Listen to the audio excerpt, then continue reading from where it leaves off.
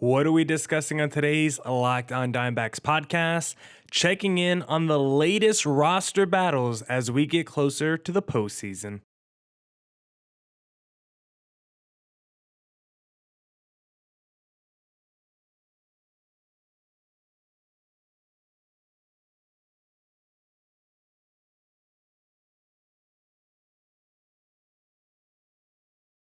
Welcome into the Locked On Diamondbacks podcast, part of the Locked On Podcast Network. Your team every day, listening to who? The always charismatic host of this podcast, Millard Thomas, multimedia journalist, and I'm a graphic designer. So please go check out my website, millardthomas24.myportfolio.com. On there you can see my latest work, from my packages to my articles to my photos and my graphic design. This episode is brought to you by Prize Picks. Go to prizepicks.com/lockedonmlb and use code all lowercase lockedonmlb to win $50 instantly when you play $5. On today's Locked On Diamondbacks podcast, we'll talk about the Dbacks versus Brewers series, check in on the rotation, stock up, stock down, and then look at the latest roster battles as we get closer to the postseason. Thank you for making Locked On Diamondbacks your first listen every day. I would not be able to do this podcast without you, my loyal listeners, sharing, subscribing, reviewing, doing all that so I could do this podcast for you. Thank you. It's free. It's available on all platforms, so please continue to tell your friends. And one of those platforms is YouTube. Please hit subscribe to Locked On Diamondbacks on YouTube. All right. Let's get into the Locked On Diamondbacks podcast, and let's talk about the Dbacks next series versus the Brewers. Brewers 83-62, Dbacks 82-64. Fun fact about the Dbacks: same amount of wins at home and on the road this season, very evenly balanced. And the same with Milwaukee, only one more win than one more win at home than on the road for the Brewers as well. It seems like every day on this podcast, I cannot speak, which is bad for a podcast host.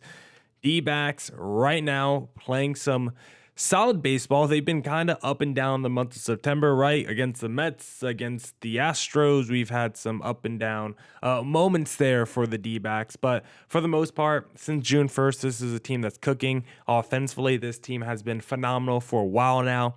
The New York Yankees, they are second in Major League Baseball in terms of runs scored. They are about 70 runs short of cracking 800 runs.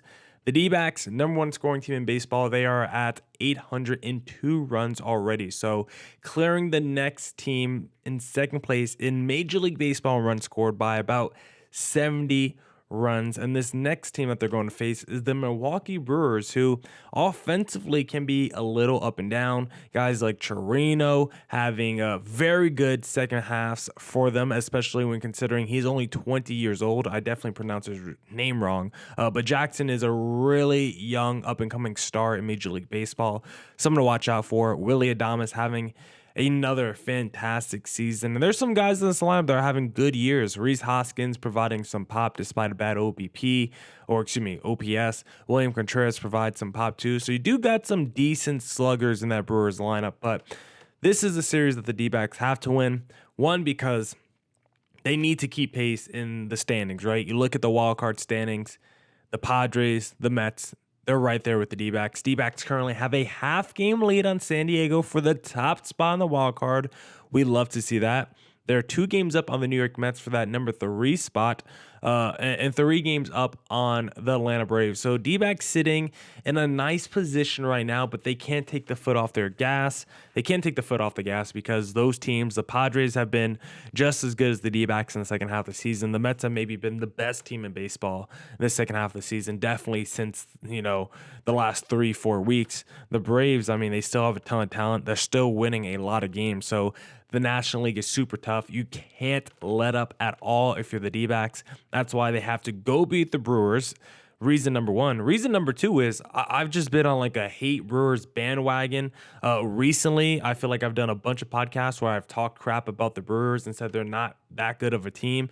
And for the most part, I'm talking about them in the postseason. They could definitely beat the D-backs in the regular season. I would not be surprised at all if the Brewers, because the D-backs play the Brewers a ton to end the season. D-backs still play the Brewers 7 more times this year. So if you tell me Brewers win 5 of those 7 games against the D-backs, I wouldn't be surprised. The Brewers are a good regular season team. They got some solid players in the lineup. Their pitching ERA is very good.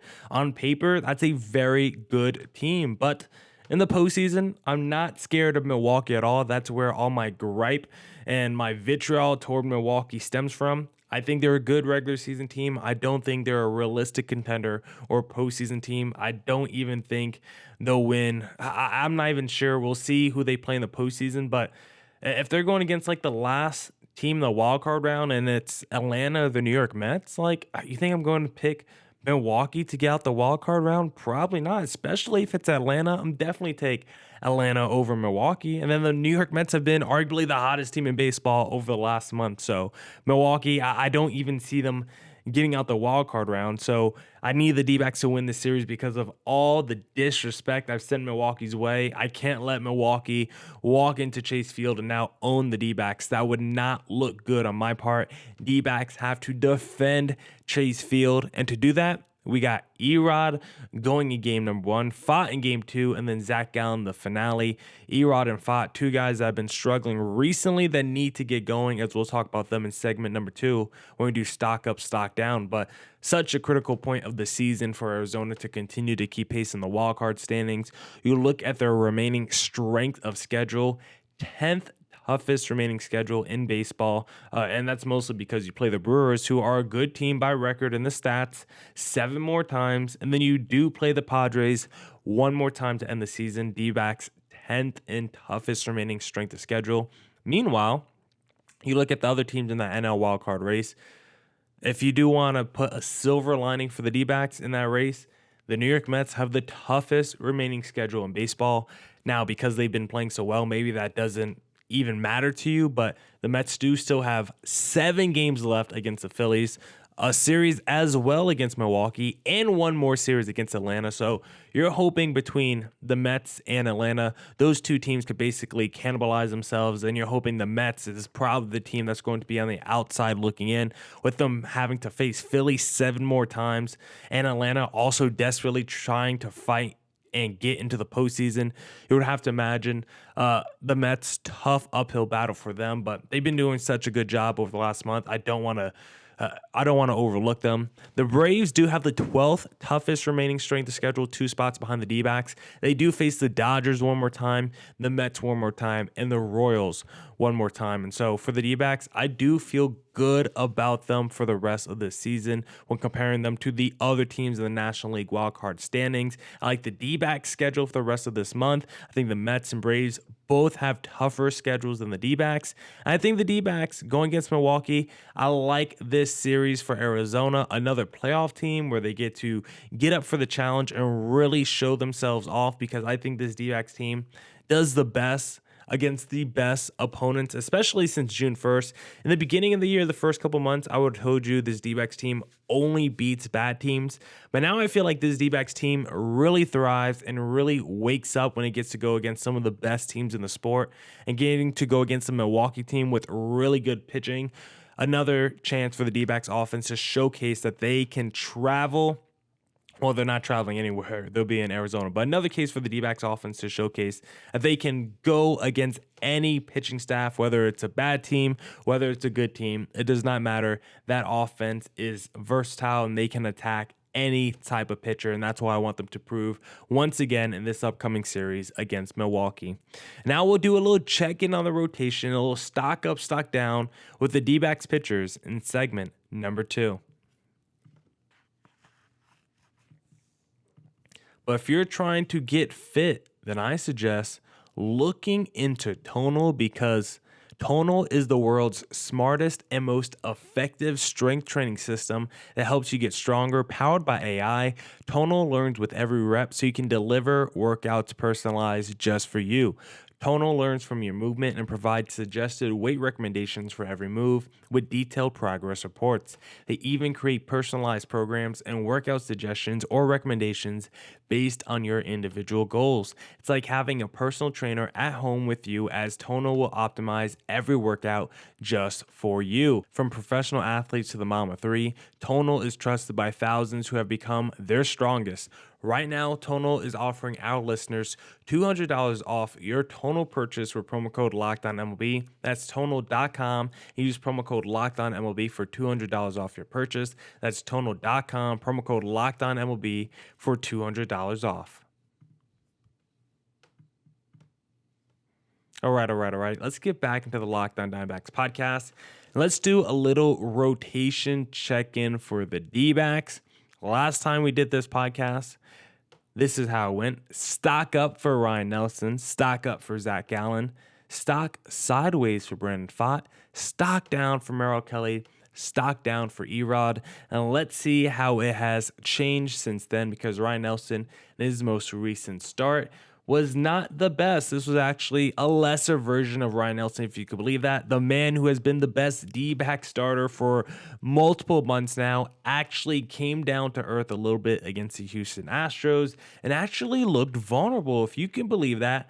Ryan Nelson actually had himself a bad start. And so for him, we're not going to say stock down. If you can produce 2.5 months, 10 straight weeks of being a very good pitcher, looking like the best pitcher, then I'm going to give you a little bit of grace when you have one hiccup. For Ryan Nelson, we'll put the arrow sideways. I didn't like his most recent start, but to me, I still have him on the forefront for the rotation for the playoffs, because that's what we're talking about here. We're talking about who should be in the playoff rotation.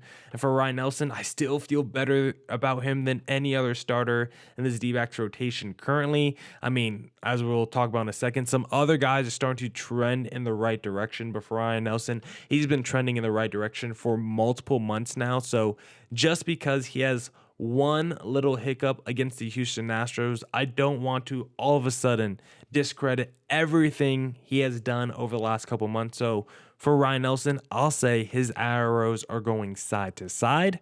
Next up, how about a little Zach Gallen, who all of a sudden starting to pitch very well for Arizona. 3 of his last 4 starts, he has been incredible for the D-backs, including a pseudo no-hitter during that time. And if you look at his most recent stretch of games, I mean, Zach Gallen in his most recent start, 5 innings, no earned runs. Wished he could have pitched a little bit deeper into the ball game, right? He threw a lot of pitches over 5 innings, but I thought he looked very good in those 5 innings. I thought some of his command was the best. I mean, he got 7 strikeouts. His problem was he just threw way too many pitches because he was getting too many 2-strike counts, and he was putting guys away. That's how he got 7 strikeouts and 5 Ks, but also led to a big day of him just throwing a ton. But at least he's starting to trend in the right direction. That's why you have to say the arrow is up for Zach Gallen. The D-backs ace is finally starting to look like he's finding his footing with Arizona this season. He has been on and off the injured list. He's dealt with health issues all season long, but he's finally in a little bit of a health groove, and it looks like he's finally starting to get in a little bit of a pitching rhythm. His velocity is there. His command is starting to come back. We could see him. He still has some troubles early in the game, but feels like the troubles are starting to happen earlier and earlier, like the 3rd inning, now the 2nd inning. Then his most recent start felt like the 1st inning was his trouble. So I'm hoping by his next start, we don't have one inning where he feels like he ran into any trouble. Every inning is just clean and flawless, and I like the direction that Zach Gallen is trending in right now. Brandon Pfaadt, his stock is starting to look like it's trending in the wrong direction. After being sideways arrows the last time, Brandon Pfaadt again had a start where he did not perform his best. Pfaadt, 4.2 innings pitched, 8 hits, 4 earned runs in his most recent start. And again, he just looks like a guy that's starting to hit the wall a little bit right now. After getting called up last year, pitching through the postseason, and then coming back this season, starting the year day 1 with the D-backs and pitching the entire season, he might be hitting a little bit of a wall. That's a lot of innings on a young guy who has maybe not built up that arm strength yet. You look at the league leaders for innings pitched, and Brandon Pfaadt's going to be one of them in the National League. Brandon Pfaadt's going to be right there around 200 innings pitched for this season, and maybe he's still on the side of his age or the side of his career where his arm strength just isn't there yet. He's still building it up. He's not a veteran in the sport yet. He doesn't know how to make 32, 33 starts in a season just yet. In the future, he will. By next season, he probably will be. But right now, Brandon Pfaadt is still a baby, and it looks like he's hitting a little bit of a wall right now. So maybe the D-backs need to find out a way to build some extra rest in the rotation for Brandon Pfaadt. It sounds like Torey Lovullo has been trying to figure out ways to build an extra rest for his starters. So hopefully Brandon Pfaadt can be one of those recipients of the rest. How about a little Merrill Kelly? And for him, before his most recent start, you would have said his stock is going up because the last time I've done this, Merrill Kelly has made 2 starts since. So in his start right after I did the podcast, because he did a game right after I did the podcast last time, he was fantastic in that start. No earned runs, I think, or he might have given up a couple earned runs, but he was really locked in. I think it was like 6 innings pitched, 2 earned runs. Like, it was a really fantastic start for Merrill Kelly. But in his most recent start, he left the game early with some either cramps or tightness in his legs. And once again, for Merrill Kelly, you just don't want to see him deal with any issues when it comes to injuries or his health. This is a guy that we have so much faith in. We have so much stock in. We all believe in Merrill Kelly. He's going to be the number 2 starter for the D-backs in the postseason. But right now, what's most important for him is just getting him healthy and getting him to the postseason. Sounds like the humidity maybe in Chase Field, which Jordan Montgomery has talked about, maybe that's getting to Merrill Kelly. Maybe just the fact that his body's not fully back to pitching a full slate in an MLB season. Maybe his body's still building up the strength as well. So for Merrill Kelly, hopefully he's not out long. But I do want to be extra precautionary with him. I don't want him to be out long, but I want him to be out as long as he needs to make sure he's 100% healthy before returning to the D-backs rotation. And then finally, Eduardo Rodriguez, his problem seems to be pretty consistent, and that's just throwing strikes. His stock continues to go down for Arizona. Him and Monty have been major disappointing signings this offseason for the D-backs. Grichuk, home run.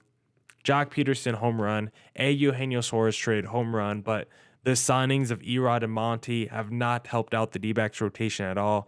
And honestly, would it be that much different if it would just Slade and Bryce Jarvis in the D-backs rotation at this point? I mean, if you gave me a full season, Ryan Nelson in the D-backs rotation, we basically got that already, right? So I think if you just started the whole year with some youngsters from the D-backs rotation, it might be better. If it was Blake Walston and Gilbert Diaz all season over Erod and Jordan Montgomery, it might be better than what the D-backs have gone so far, because Erod once again just continues to not throw enough strikes. And another start where he only goes 4 innings pitched, 7 hits, 4 earned runs for Erod.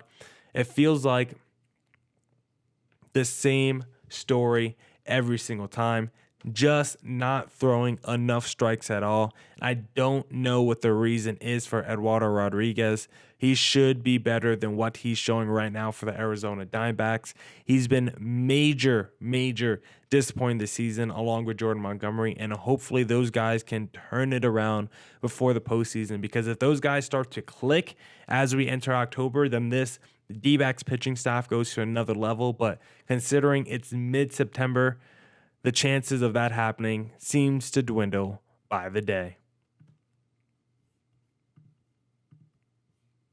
And if you're looking to do any daily fantasy sports, then I suggest doing Prize Picks, because Prize Picks is America's #1 daily fantasy sports app with over 5 million active members. It is the easiest and most exciting way to play daily fantasy sports. Unlike other apps on Prize Picks, it's just you against the numbers. Prize Picks invented the flex play, which means you can still cash out if your lineup isn't perfect. You can double your money even if one of your picks doesn't hit. Download the Prize Picks app today and use code LOCKEDONMLB, and you get $50 instantly when you play $5. That's code LOCKEDONMLB on Prize Picks to get $50 instantly when you play $5. You don't even need to win to receive the $50 bonus. It's guaranteed. Prize Picks, run your game.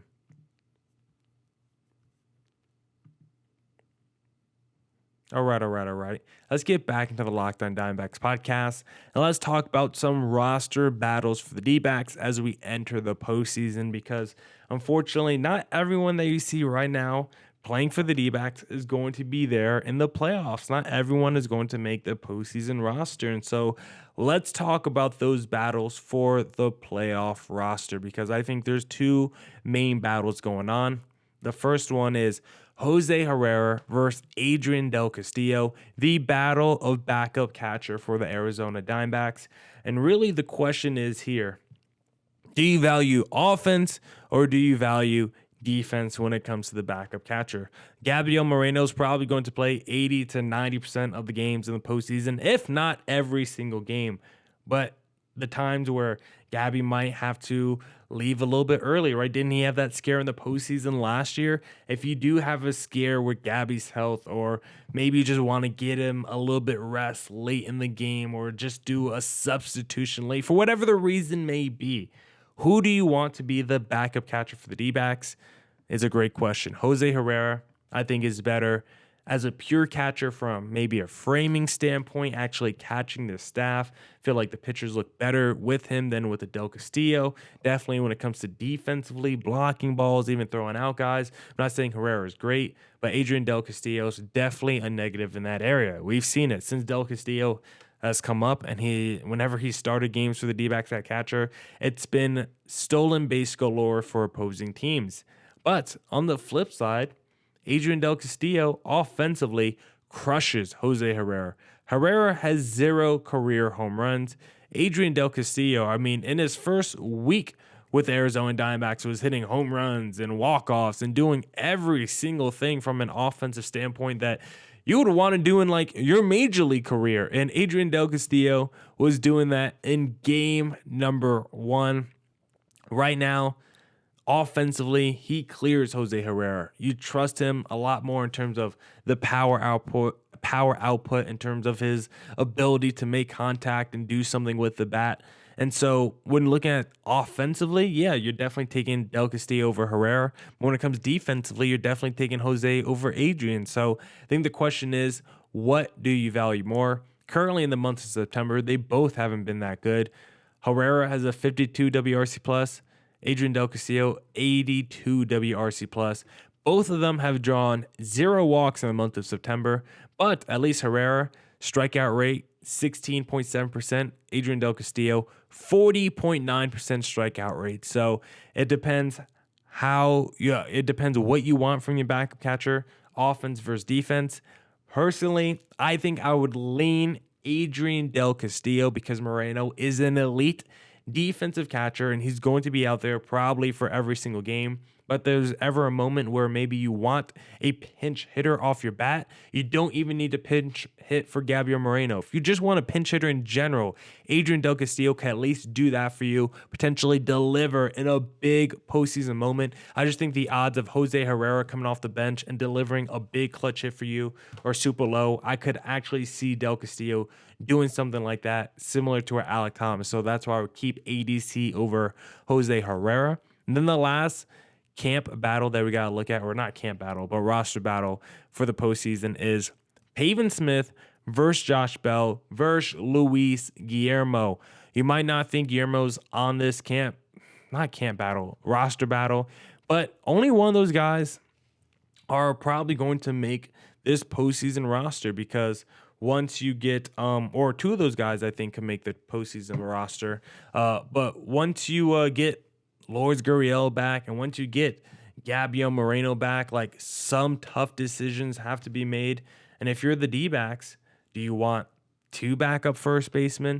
Do you want a backup first baseman and backup infielder? Like, it's a real conversation of who the D-backs want to keep from the mix of Pavin Smith, Josh Bell, and Luis Guillermo, because you can't keep all 3 of them. They all 3 can't make the roster with a fully healthy D-backs team, but you could keep a couple of them, and it depends what the D-backs want to do, because Pavin Smith, he's the worst defensive player among those 3 options, but right now, offensively, he is the best guy. You look at the month of September, between those 3, Pavin Smith, he has 1,000 slugging and a 316 average in the month of September.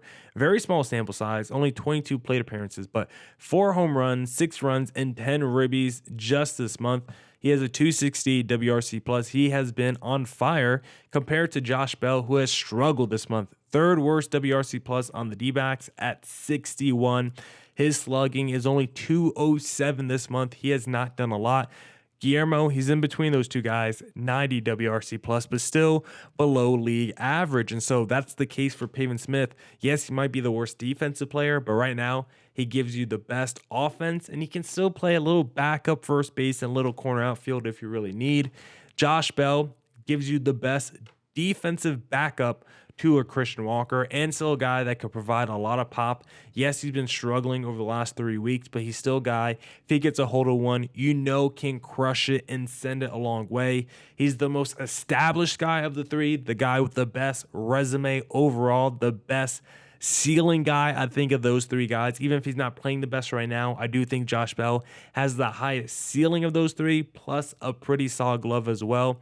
I don't hate that option for Josh Bell. Then Luis Guillermo, he's the other option, because do the D-backs really need do the D-backs need two backup infielders? If you already have Kevin Newman, do you also need Luis? It's not like Newman might not play, so what do you need Luis for? When you go back and look at D-backs postseason roster last year, I think Jace Peterson got like 2 plate appearances the whole postseason run. Like, you're not really going to use your backup infielders at all. It's going to be Eugenio, Perdomo, Marte, Walker, like every day in your infield. So do I need 2 backup infielders then?